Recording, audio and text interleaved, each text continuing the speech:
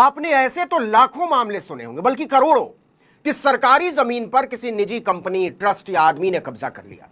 लेकिन यह अपने आप में अनोखा मामला है कि सरकार ने निजी जमीन पर कब्जा कर लिया, और वो भी थोड़ी बहुत जमीन नहीं, 91 बीघा जमीन।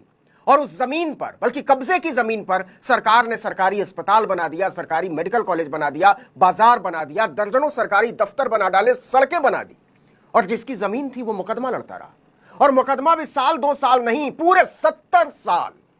मुकदमा शुरू करने वाले अल्लाह को प्यारे हो गए, पीढ़ियां बदल गई। 70 साल बाद फैसला आया कि सरकार ने मीर बख्श के पुरखों की 91 बीघा 16 बिस्वा जमीन कब्जा कर रखी है। लेकिन वो जमीन मीर बख्श को वापस नहीं मिल सकती, क्योंकि उस पर तो ऐसी ऐसी इमारतें खड़ी हो चुकी हैं कि उन्हें ना गिराना संभव है और ना हटाना। तो हाईकोर्ट ने कहा कि मीर बख्श साहब को इतनी ही जमीन कहीं और खोज कर दीजिए।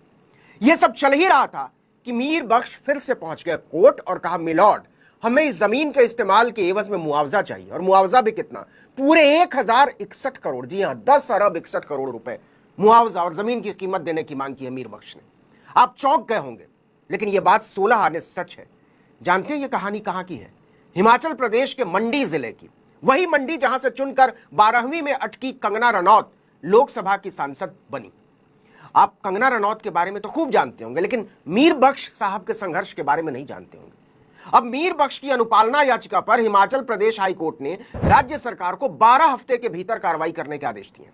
मंडी का मशहूर लाल बहादुर शास्त्री मेडिकल कॉलेज अस्पताल और आसपास के सरकारी दफ्तर उन्हीं की जमीन पर कब्जा करके सरकार ने बनाए। मीर बख्श ने इसे साबित करने के लिए 2 पीढ़ियों की लड़ाई लड़ी। लेकिन मजे की बात यह है कि हाईकोर्ट का फैसला आए हुए भी 15 साल बीत गया, लेकिन मीर बख्श को न जमीन वापस मिली, न कोई मुआवजा। सुप्रीम कोर्ट ने भी 2023 में हाईकोर्ट के फैसले को सही ठहराते हुए कहा कि मीर बख्श को उतनी ही जमीन वापस की जाए जितने पर सरकार ने कब्जा किया है। लेकिन कुछ नहीं हुआ। हर तरफ से हार कर मीर बख्श ने 10 अरब 61 करोड़ रुपए मुआवजे की मांग कर डाली। उनकी दलील है कि जितनी जमीन पर सरकार ने कब्जा किया हुआ है उसकी कीमत है लगभग 500 करोड़ रुपए, और इतने साल तक कब्जा रखने के एवज में, उसका इस्तेमाल करने के एवज में 561 करोड़ रुपए का मुआवजा दिलाया जाए। मतलब कुल 1061 करोड़ रुपए उन्हें मिलना चाहिए। इसी पर सुनवाई करते हुए हाईकोर्ट ने कहा कि 12 हफ्ते के भीतर इस मामले को निपटाइए। सुनवाई के दौरान सरकार की ओर से पेश वकील ने कहा कि प्रार्थी को मुआवजे के तौर पर भूमि देने के लिए चयन करने की कार्रवाई जारी है। मतलब सोचिए कि जमीन जिसकी, उसी को कह रहे हैं कि हम मुआवजे के तौर पर आपको जमीन दे रहे हैं। एक बार फिर से आपको याद दिलाएं कि हाईकोर्ट का फैसला 2015 में आया था। इस पर फिर से आएंगे, लेकिन पहले जरा पूरा मामला समझ लीजिए कि कैसे सरकार ने मीर बख्श के पुरखों की 91 बीघा जमीन कब्जा कर डाली, और न केवल कब्जा कर डाली बल्कि उस पर हजारों करोड़ रुपए के निर्माण कर डाले। देखिए, मंडी जिले के रहने वाले मीर बख्श के पिता थे सुल्तान मोहम्मद। 1947 में जब देश आजाद हुआ तो बंटवारे में इधर से करोड़ों मुसलमान पाकिस्तान की तरफ गए और पाकिस्तान से करोड़ों हिंदू भारत की तरफ आए। तो भारत सरकार ने मान लिया था कि 1947 में सुल्तान मोहम्मद भी परिवार समेत पाकिस्तान चले गए। ऐसे परिवारों की संपत्तियों पर सरकार ने कब्जा कर लिया था और उनकी जमीनों को सरकारी भूमि घोषित कर दी थी। तो इसी प्रक्रिया के तहत साल 1957 में सुल्तान मोहम्मद की 110 बीघा जमीन को इवैक्यूट संपत्ति घोषित कर दिया गया। साल 1952-53 की जमाबंदी के रिकॉर्ड के मुताबिक यह जमीन सुल्तान मोहम्मद के पूर्वजों दीन मोहम्मद आदि की थी। सरकार ने कुछ समय बाद इसका ज्यादातर हिस्सा खुद रख लिया और कुछ जमीन नीलाम करने का फैसला किया। अब कमाल देखिए, नीलामी वाली इसी जमीन में से 8 बीघा जमीन सुल्तान मोहम्मद ने खरीद ली नीलामी में। मतलब अपनी ही मालिकाना हक वाली जमीन उन्हें खरीदनी पड़ी। उसके कागज में यह भी लिखा हुआ था कि यह जमीन सुल्तान मोहम्मद की संपत्ति थी जो पाकिस्तान चले गए। लेकिन सुल्तान मोहम्मद तो पाकिस्तान गए ही नहीं थे। यहीं से लड़ाई शुरू हुई। सुल्तान मोहम्मद ने अपनी 110 बीघा जमीन वापस हासिल करने के लिए दिल्ली में इवैक्यूट प्रॉपर्टी अपीलेट अथॉरिटी, जिसे कस्टोडियन कहा जाता था, वहां अपील दाखिल की। सोचिए, 1957 में मुकदमा शुरू हुआ।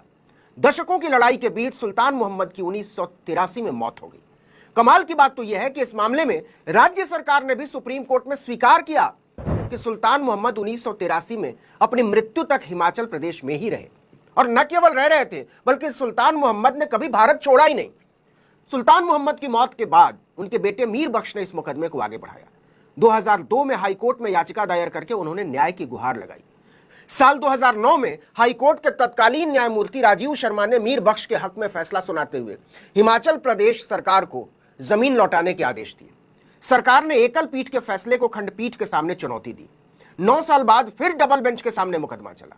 डबल बेंच ने 2015 में हिमाचल सरकार की अपील को खारिज कर दिया और एकल पीठ के 2009 के फैसले को सही ठहराते हुए मीर बख्श को जमीन वापस करने के आदेश जारी किए। लेकिन लड़ाई यहां खत्म नहीं होती है।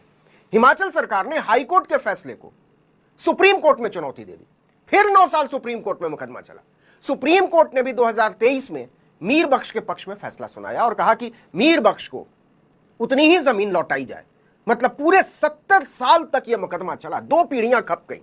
इस 70 सालों में सुल्तान मोहम्मद की जमीन पर नेर चौक का लाल बहादुर शास्त्री मेडिकल कॉलेज अस्पताल बन गया, नेर चौक एसडीएम कार्यालय बन गया, कृषि और बागवानी के फार्म बन गए, कई और सरकारी बिल्डिंगें बन गई, सड़कें बन गई।